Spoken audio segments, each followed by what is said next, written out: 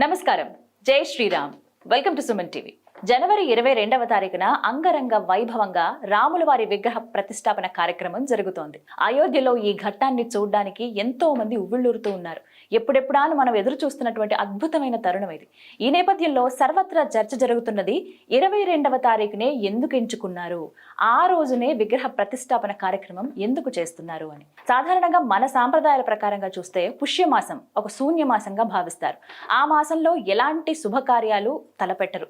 ఏ కార్యం చేయాలన్నా ఒక మంచి ముహూర్తం కోసం, మంచి మాసం కోసం చూస్తారు. అలాంటిది రాముల వారి విగ్రహ ప్రతిష్టాపన అది అయోధ్యలో ఈ విధంగా పుష్యమాసంలో జనవరి 22వ తారీఖుని ఎందుకు ఎంచుకున్నారు, ఆ రోజు ఉన్నటువంటి ముహూర్తం ఏంటి, ఎందుకు అనేది ఇప్పుడు నేను మీకు వివరించే ప్రయత్నం చేస్తాను. ఇవి పంచాంగకర్తలు ఈ విధంగా మనకి ఇచ్చినటువంటి ఇన్ఫర్మేషన్ ప్రకారంగా మీ ముందు నేను ఈ సమాచారాన్ని అందిస్తూ ఉన్నాను.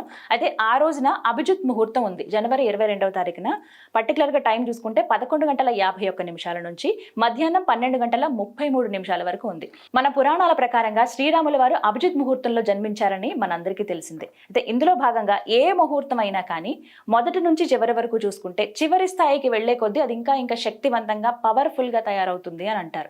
ఇందులో భాగంగానే 11:51 నుంచి చూసుకుంటే 12:33 ఇక్కడ మనకి ఏ ముహూర్తం అయినా సరే మొదటి అంటే స్టార్టింగ్ నుంచి చూసుకుంటే గనక ఆ ముహూర్త ఘడియలు ప్రారంభమవుతున్న దగ్గర నుంచి ముగుస్తున్నాయి అన్నప్పుడు ఉచ్చ స్థితికి వెళ్తాయి, అంటే అత్యంత శక్తివంతంగా తయారవుతాయి. ఆ రోజున అభిజిత్ ముహూర్తం అనేది మనకి 11:51 నుంచి చూసుకుంటే 12:33. మనకి ఇక్కడ విగ్రహ ప్రతిష్టాపన కార్యక్రమం 12:31, అంటే 29 నిమిషాల నుంచి ప్రారంభిస్తే 31 నిమిషాల వరకు ఆ 1-1.5 నిమిషంలో జరుగుతుంది అనమాట. కరెక్ట్గా ఈ టైంని ఎంచుకున్నారు. అంటే ఆఖరికి గడియలు ముగుస్తున్నప్పుడు ఎక్కువ ఉచ్చ స్థితికి వెళ్తాయో, ఎంత శక్తివంతంగా ఉంటాయో ఆ టైంలోనే స్వామివారి విగ్రహ ప్రతిష్టాపన జరగబోతుంది అనమాట. పైగా ఈ అభిజిత్ ముహూర్తం గురించే ప్రత్యేకంగా చెబుతారు.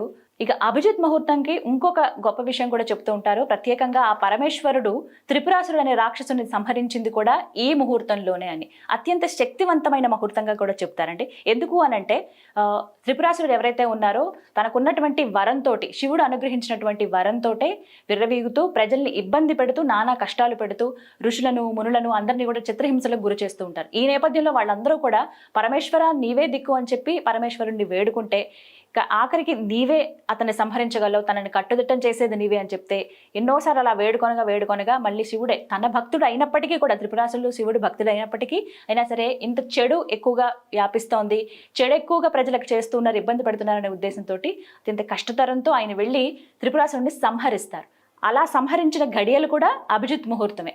అందుకనే ఆ ముహూర్తానికి అత్యంత శక్తివంతమైన బలమైన ముహూర్తం అని కూడా చెబుతుంటారు. ఇందులో భాగంగా ఈ ముహూర్తంలో కనుక ప్రతిష్ఠ జరిగితే ఖచ్చితంగా అది విజయం, శత్రునాశనం జరుగుతుంది, గౌరవ ప్రతిష్టలు కలుగుతాయి, ఇంకా పెరుగుతాయనే ఉద్దేశంతో ఈ ముహూర్తాన్ని ఎంచుకున్నట్టుగా పండితులు చెబుతున్నారు. ఇక ఇంకొక విషయం చెప్పుకోవాలి. ఆ రోజున మృగశిర నక్షత్రం ఉంది. అత్యంత పవిత్రమైన నక్షత్రంగా మృగశిరని చెబుతూ ఉంటారు.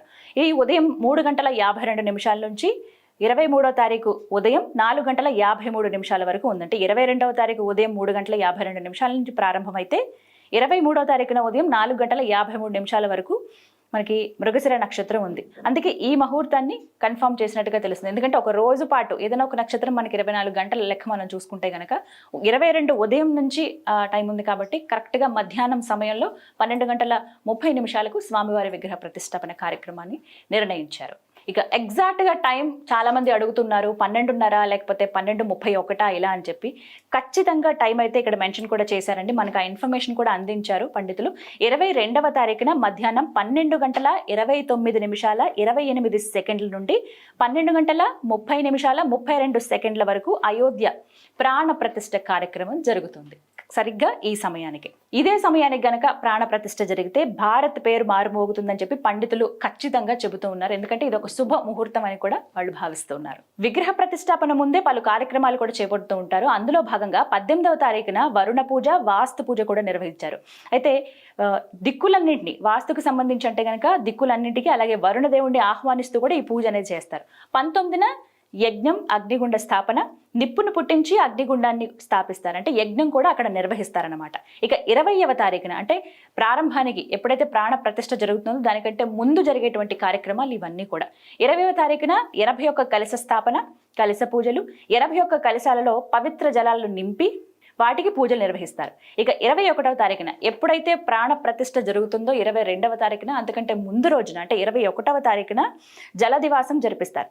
20వ తారీఖున కలిసి పూజ నిర్వహించిన తర్వాత 21వ తారీఖున జలాదివాసం నిర్వహిస్తారు. జలాదివాసం అంటే అర్థం ఏంటంటే స్వామివారు ఎవరైతే ఉన్నారో విగ్రహ ప్రతిష్టాపన చేసేటువంటి ఆ విగ్రహం ఏదైతే ఉందో స్వామివారి విగ్రహాన్ని ఆ రోజంతా ఆ జలంలోనే ఉంచుతారనమాట.